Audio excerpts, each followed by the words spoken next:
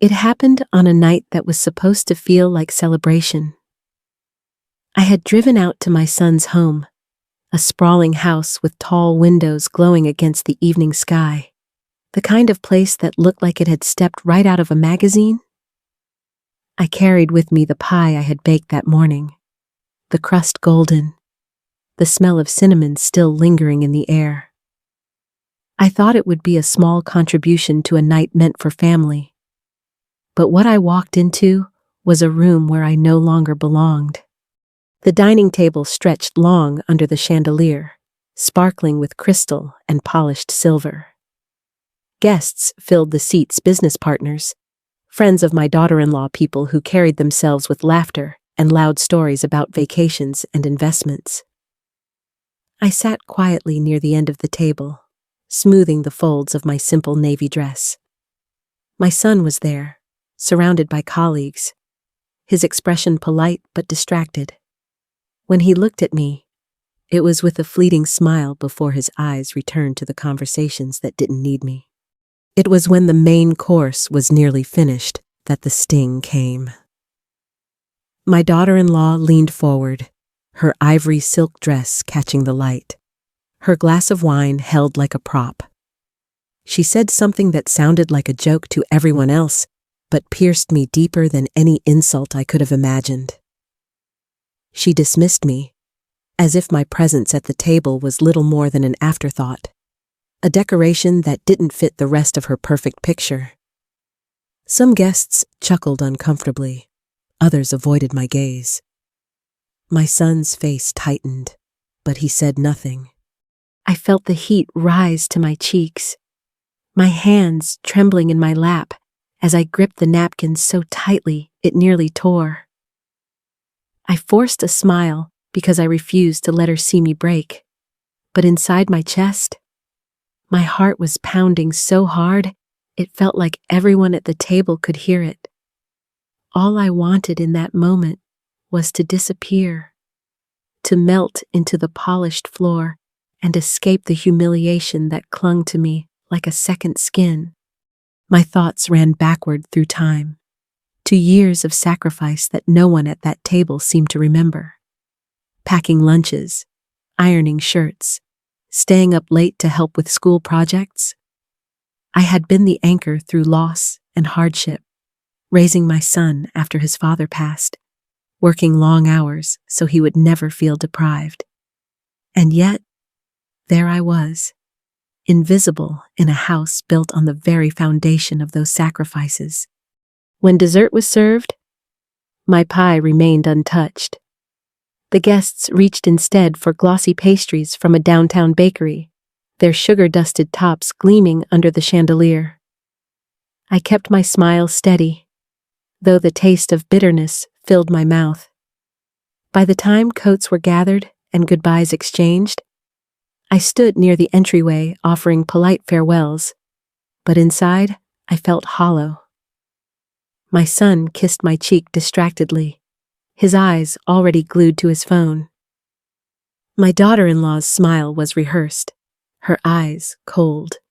Stepping into the winter night, the air cut at my face as I walked back to my car. I gripped the steering wheel tighter than usual as I drove away, the city lights blurring with the sting of unshed tears.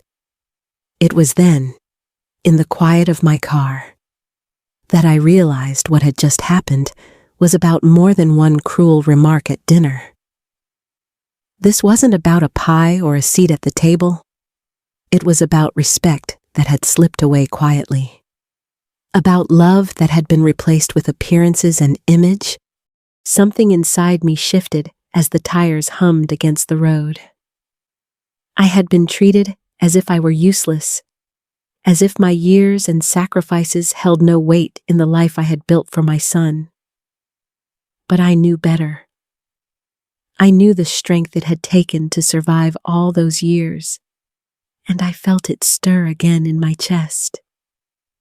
That was the moment I knew I had to act. And I couldn't have imagined then just how many secrets were waiting to be uncovered behind that single betrayal. The night after that dinner, I sat at my kitchen table long past midnight, staring at the half-eaten pie I had carried back home with me. The crust had gone soft, the filling sinking in the center, but I couldn't bring myself to throw it away. It felt like a symbol of everything I had offered, only to have it ignored. I told myself to let it go, to move on, but something gnawed at me deeper than the sting of humiliation. It was a quiet whisper that said this wasn't an accident. There's something more. I began noticing the details I had overlooked before. The way my daughter-in-law always intercepted mail when I visited. The quick way she changed the subject whenever finances came up. I remembered times she had borrowed documents, saying she would organize them for me, only to never return them. At the time, I thought it was kindness. Now, I replayed those moments and saw something colder calculation hiding behind a smile. The next morning, I dug out my own bank statements, the folders stacked neatly in the cabinet where I had always kept them. At first, everything looked ordinary deposits from my pension, checks I had written for utilities. But then I noticed a transfer large, unfamiliar, made only weeks earlier. The amount was staggering. Far more than I would ever move on my own. My name was printed on the account it had supposedly gone to, but the address wasn't mine. My hands shook as I traced the letters with my finger. It was the address of a property I had never even heard of. A wave of sadness came first, heavy and suffocating. I thought of the years I had trusted my son's wife with the little details of my life, believing she was helping lighten my load. Had I been handing her the very tools to steal from me? I tried to dismiss it as a clerical error, a mistake by the bank. But deep down, I already knew. I couldn't sleep, so I went back through old paperwork. That's when I found more insurance forms with my signature forged so neatly it made my stomach turn. Checks written in amounts I never authorized. Letters of approval I had no memory of ever signing. Each discovery was like a pinprick, small but piercing, until finally the picture bled clear.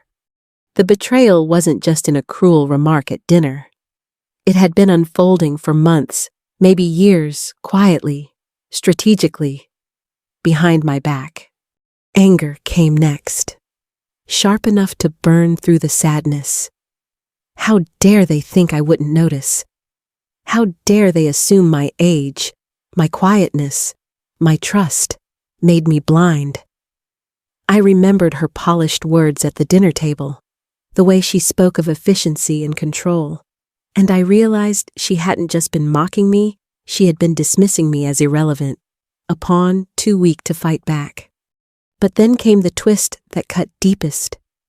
Tucked inside a manila envelope, I found a document naming me as guarantor for a loan. The signature looked like mine, but I knew it wasn't. My son's name appeared next to it. The loan was massive, the kind that could bury me under debt I'd never live long enough to pay off. And suddenly, I saw it clearly. This wasn't just her scheme. My son had been pulled into it, or perhaps he had let it happen willingly. For a moment, the room tilted. My breath caught in my throat. My own child, the boy I had carried and raised, might have been complicit. I sat there frozen, staring at the paper under the yellow lamplight, my chest aching in ways no words could describe. The betrayal had stretched further than I dared imagine, and yet, even as grief threatened to drown me, another feeling rose quietly, steady as stone determination. If they thought I was too frail, too naive to notice, they were about to learn otherwise. I gathered the papers into a folder. My hands steadier now than they had been all night. The betrayal had been revealed. The question was no longer whether I would fight back, it was how.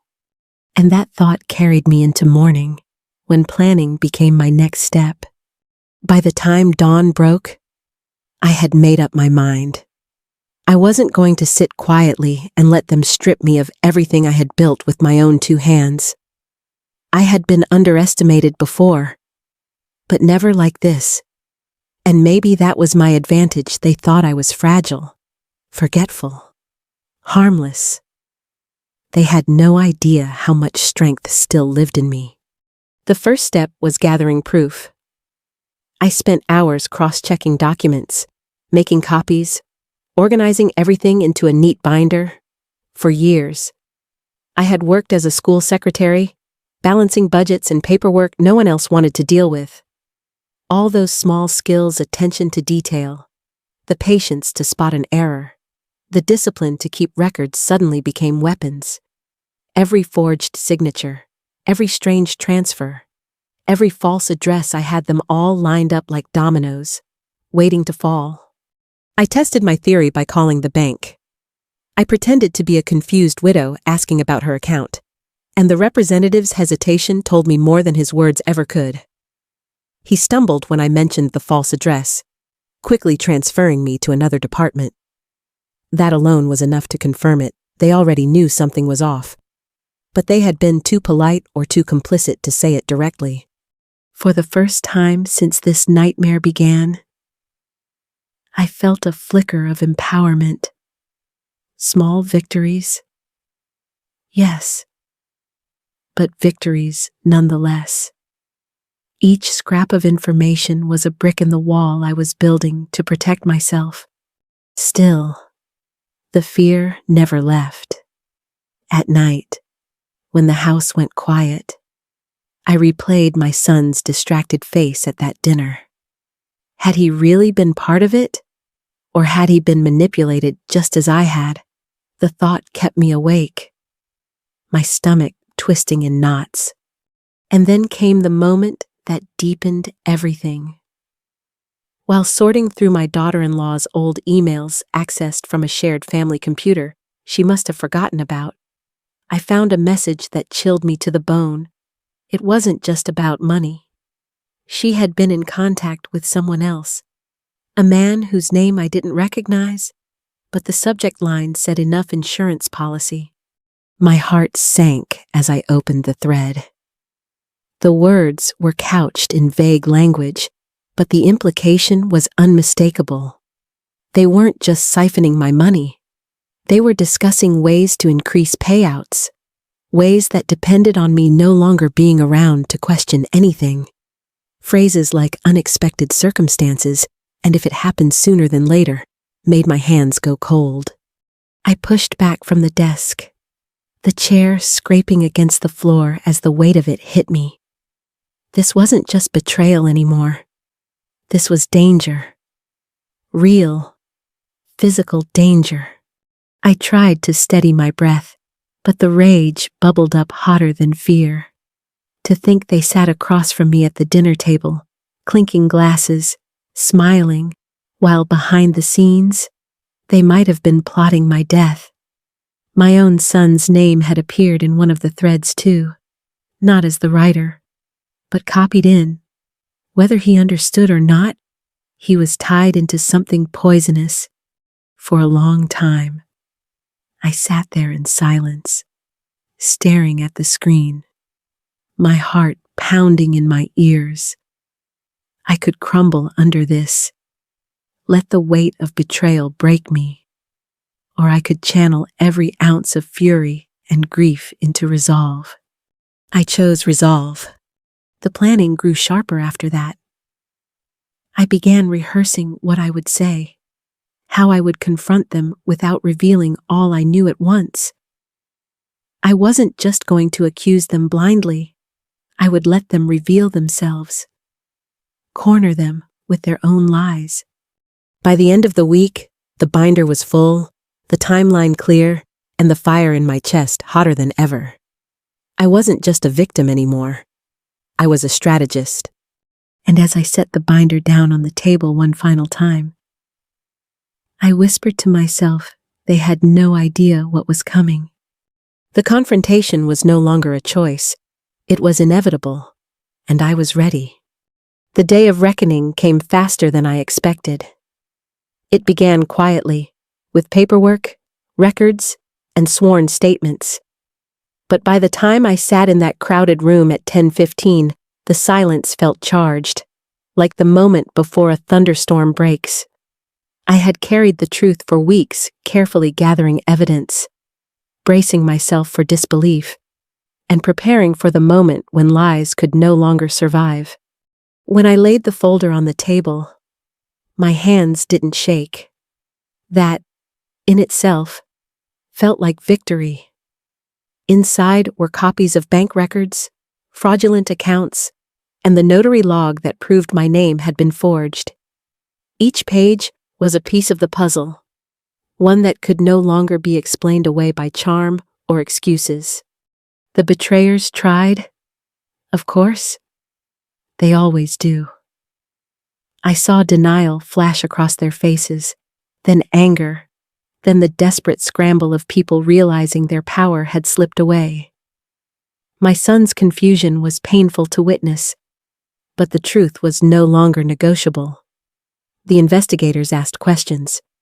The bank officer confirmed irregularities, and suddenly it wasn't me on trial anymore. It was them. There was anger in me. Yes.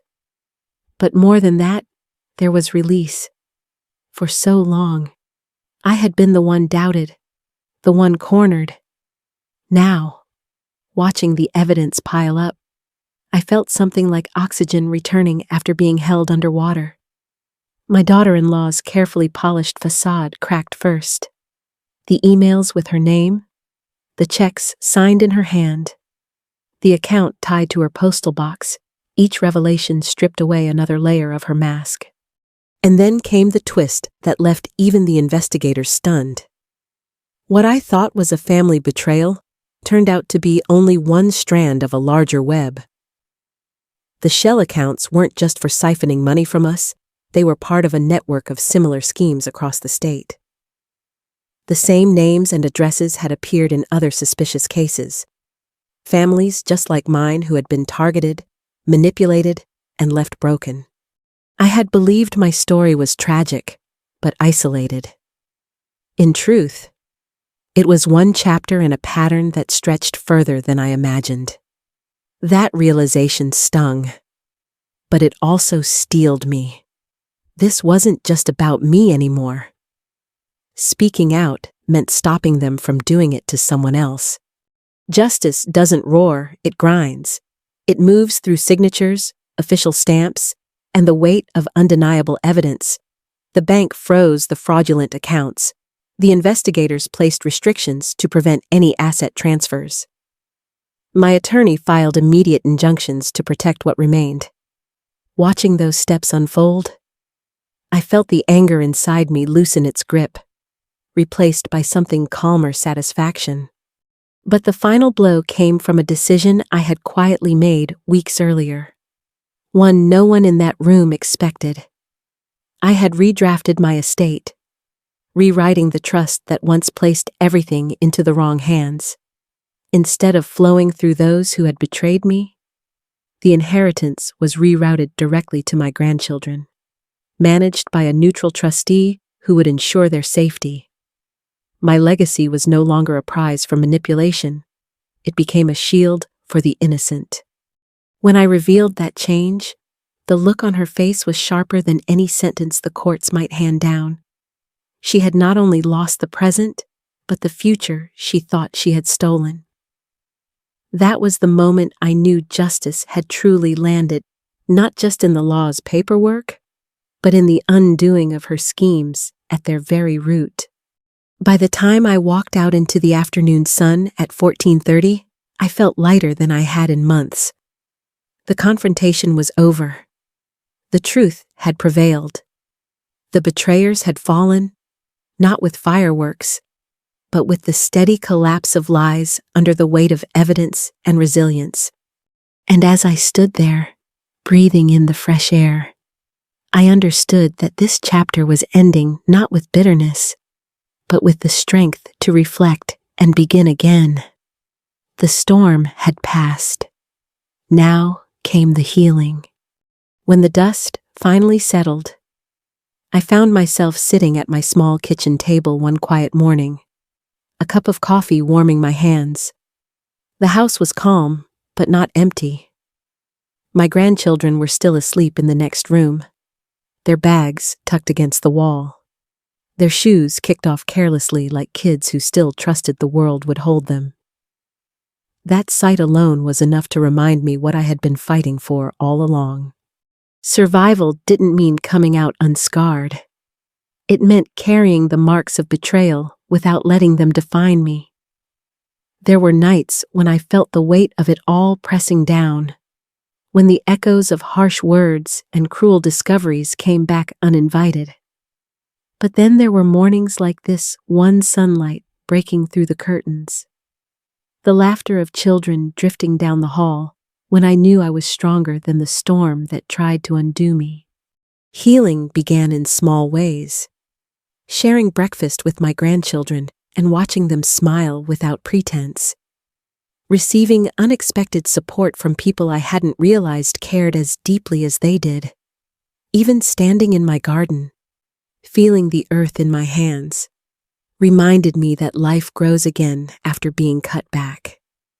Each of these moments stitched together a kind of peace, one I had thought I might never feel again. The greatest lesson I learned is this family is not defined by blood or by carrying the same last name.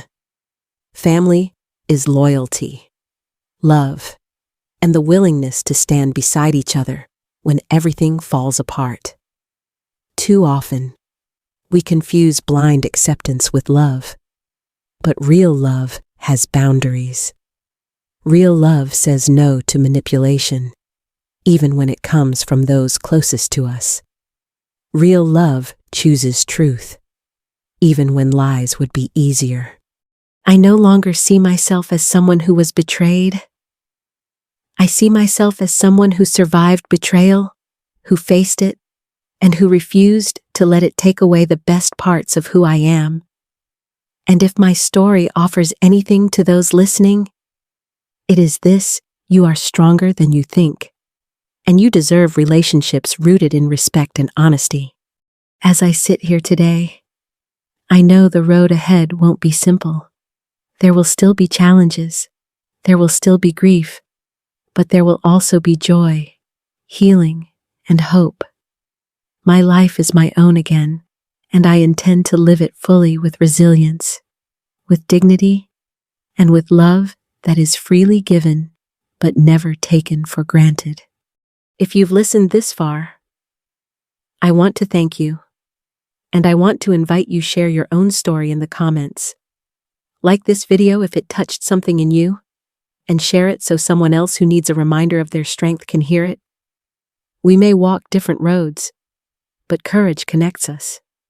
And sometimes, knowing we're not alone is what helps us keep walking forward.